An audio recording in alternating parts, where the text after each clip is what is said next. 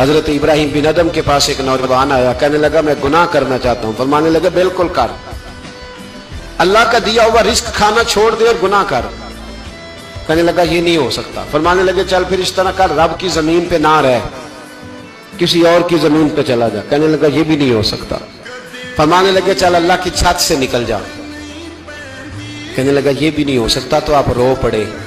فرمانے لگے پھر جناب اسرائیل جب آئیں تو ان سے کہنا مجھے 2-3 سال کی مہلت دے دے، پچھلی میری گناہوں میں گزر گئی، میں ذرا 3 سال عبادت کر لوں۔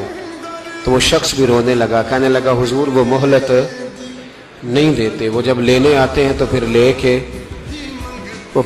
کے اللہ تعالیٰ نے جب انسان بنانا چاہا نا تو جناب جبریل کو کہا مٹی لے کے آ زمین سے۔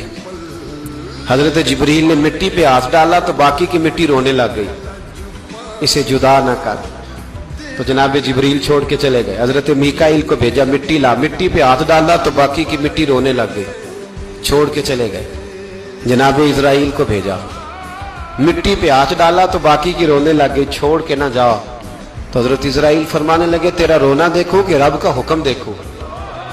وہ لے گئے، جب پیش کی تو رب کریم نے فرمایا اسرائیل جان نکالنے کی ڈیوٹی بھی تیری، تو مٹی کو لے آنا، باقی مٹی روتی بھی رہے تو روتی رہے، جب میرا فیصلہ آ جائے تو پھر اس میں کوئی گنجائش، ہم کھاتے بھی اللہ کا ہیں، نافرمانی بھی اس کی کرتے ہیں، زمین پہ بھی اس کی چلتے ہیں، نافرمانی بھی اس کی کرتے ہیں، حکم کسی اور کا مانتے ہیں، چھت پہ رب کریم کی رہتے، اس طرح نظام نہیں چلتا۔